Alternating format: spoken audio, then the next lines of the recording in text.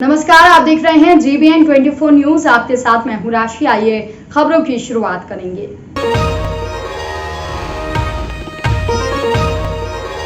अनंतनाग जिले के दूरू बेल्ट के सुदूर गांव के 23 वर्षीय हाजी बिस्मा बशीर से मिलिए। एलिमायत कोर्स पूरा करने के बाद मैंने इग्नू से ग्रेजुएशन किया।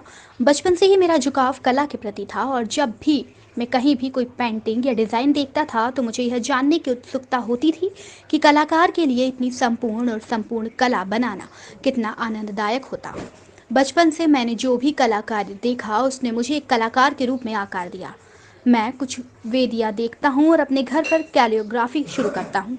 मैं उपकरण लाया और अपनी यात्रा शुरू की और आज तक कुरान की आयतें लिखी। मैंने खुद को और अधिक सीखने के लिए कहीं भी जाने की कोशिश की, लेकिन अनंतनाग में कोई भी सुलेखन को संरक्षक के रूप में नहीं जानता है। मेरा परिवार मेरा समर्थन करता है। मैं कुरान की आयतों को बनाने के लिए जो चित्र बनाता था, तब से मैंने एक संकल्प लिया कि मैं हमेशा कला से जुड़ा रहूँगा, चाहे मेरा पेशेवर जीवन कुछ भी हो। बिस्मिल्लाहिर्रहमानिर्रहीम। अस्सलामु अलैकुम वरहमतुल्लाहि वबरकातुहू। मेरा नाम बिस्मा बशीर है। मैं जमलगाम में रहती हूँ।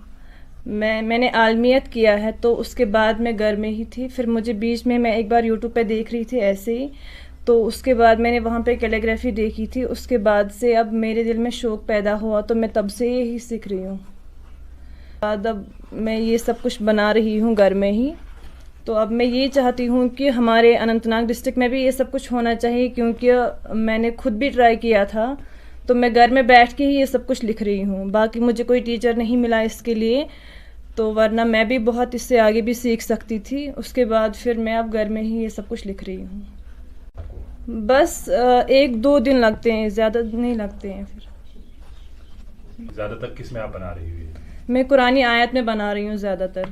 बाकी मैं और ज़्यादा नहीं बनाती हूँ, बस कुरानी आयत में मैं ज़्यादा बनाती हूँ। बस ये 10-15 मैंने बनाए हैं, तो ये मैं कुरानी आयत में बना रही हूँ।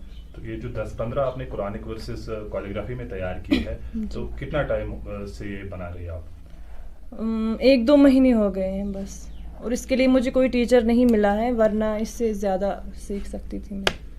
क्या मैसेज रहेगी आपकी तरफ से बाकी लड़कियों के लिए जो आज था बहुत ज़्यादा, क्योंकि मैंने अब एक टॉपिक भी इस पे लिखा था, तो ड्रग्स के बारे में। क्योंकि अब जो आजकल नौजवान हैं, चाहे लड़की हो या लड़का हो, ज़्यादातर बुराई की तरफ जाते हैं। तो उससे बेहतर यही है कि हम अपने मतलब जो हमारे पास कुछ टैलेंट होता है, हम वो लोगों को दिखाएं, उससे उनको कुछ फ़ायदा मिले।